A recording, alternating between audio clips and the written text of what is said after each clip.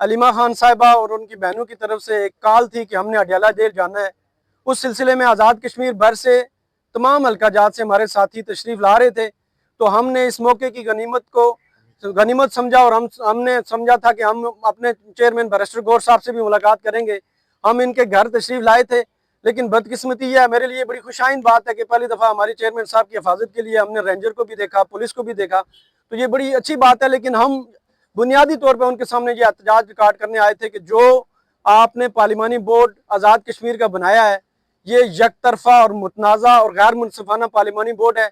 इसको हमने पहले भी मुस्तरद किया था। हम आपके पास पहले भी आए थे और आपके पास इस्तदा लेके आए थे कि पार्टी को यूनाइट करने के लिए ज़रूरी है कि इसको बैलेंस बनाया जाए, इसको मुनसिफाना बनाया जाए, इसमें बुनियादी और नजरियाती लोगों की नुमाइंदगी दी जाए, इसमें यूथ की नुमाइंदगी दी जाए, इसमें वुमेन की और ISF की नुमाइंदगी दी जाए।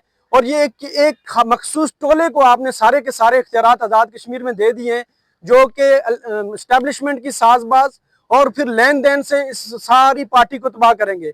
हमारा मुतमा नज़र ये है कि आज़ाद कश्मीर में चूंकि हम मुश्किल हालात में हैं, इस वक्त टाइम है कि जो मुश्किल टाइम में इमरान खान के साथी खड़े हुए उनको मौका दिया जाना चाहिए। 2016 में हमने इसी तरह बैरिस्टर सुल्तान साहब को दिया मौका, उन्होंने पार्टी को तबाह किया। फिर 2021 में हमने इलेक्टेबल लेके पार्टी को तबाह किया और अब मौका है 2026 में, जब इतना मुश्किल टाइम है कि हम समझते हैं कि मुखलस और नजरियाती और वो लोग जिन्होंने कुर्बानियां दी हैं उनको मौका दिया जाए।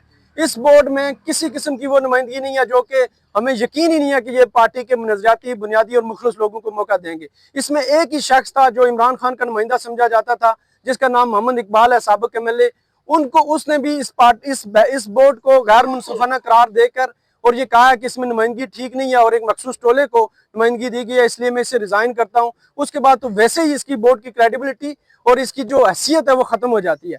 तो हम बारहा बार बैरिस्टर गौर साहब से मिले, उन्होंने हमें बारहा बार यकीन दहानी कराई कि हम इस मसले को हल करेंगे, लेकिन वो मसला हल नहीं हो रहा। पिछले 25 दिन से वो हर दफा हमें कहते हैं कि 2 दिन 3 दिन दें।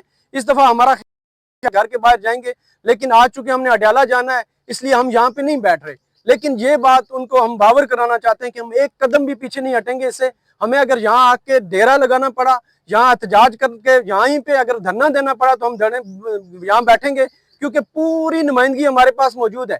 आज़ाद कश्मीर भर से हमारे पास एप्लीकेशन आई है। लोगों का एतमाद देखें कि 25 जो तारीख उन्होंने रखी थी उस पार्लिमानी बोर्ड में कि हमारी आखिरी डेट है, उस तारीख तक उनके पास 31 एप्लीकेशन आई थी और हमारे पास तकरीबन 70 लोगों ने एप्लीकेशन दे दी थी। और ये वो एतमाद है इमरान खान के ऊपर कि लोग समझते हैं कि जो इमरान खान के असल चेहरे हैं वही पार्टी का असासा है और हम उनके साथ खड़े होंगे। आज़ाद कश्मीर भर से ये वो लोग हैं जो कि जो इस वक्त कारकुन नहीं है, बल्कि ये वो इलेक्शन के एस्पिरेंट हैं, वो लोग हैं जो अरसा दराज से, अब मैं अगर 21 साल से हूँ, यहाँ पे 21 साल है, 15 साल से हैं, इसी तरह सीनियर लोग हैं। मकबूल साहब की अगर मैं मिसाल दूं तो एक बात आपको गोशगुजार करना चाहता हूँ कि इस पार्लिमानी बोर्ड में उस शख्स को मकबूल साहब की जगह दी गई है, चौधरी मकबूल साहब को, जो कि जिसकी फुटेज मौजूद है कि वो GHQ जाता रहा है, जिसकी एक्सेस एक तरफ आपने उस बंदे को एक्सेस नुमाइंदगी दी है जो GHQ में जिसकी एंट्री अलाउड है, और दूसरी तरफ ये शख्स है जिसने अपनी सीट भी खो दी, जिसके घरों में भी रेड्स हुए और उसको आपने बाहर कर दिया। तो ये बेसिकली एक हम समझते हैं कि गठजोड़ है।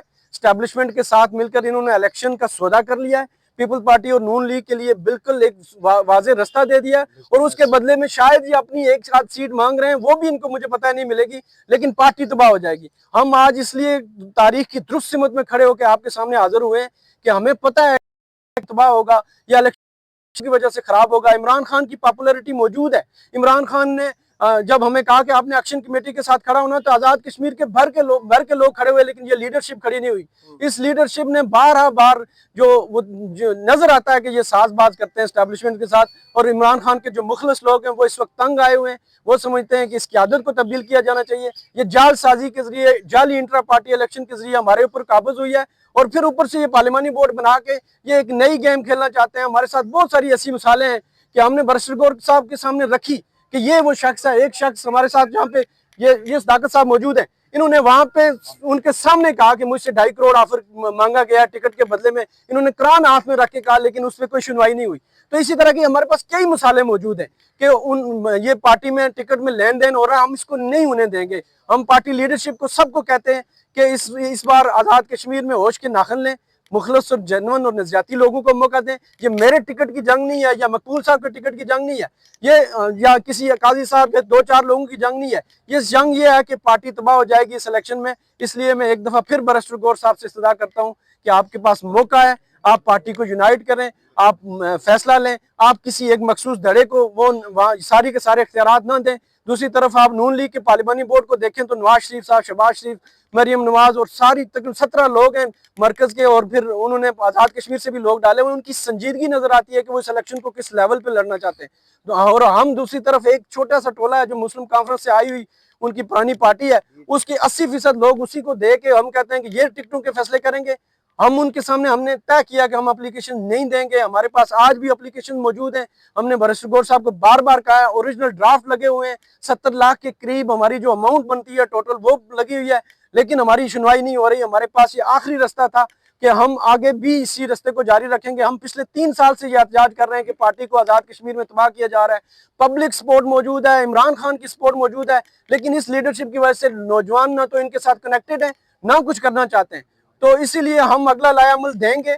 हम इस एक कदम से पीछे नहीं हटेंगे। इसमें खातीन, यूथ और ISF की नुमाइंदगी को डाला जाए, बुनियादी लोगों को बराबरी की बुनियाद पर नुमाइंदगी दी जाए और मरकज इसकी खुद मॉनिटरिंग करे। अगर इस मॉनिटरिंग को आप छोड़ देंगे तो ये एक खास किस्म का टोला है जो पार्टी को तबाह करेगा।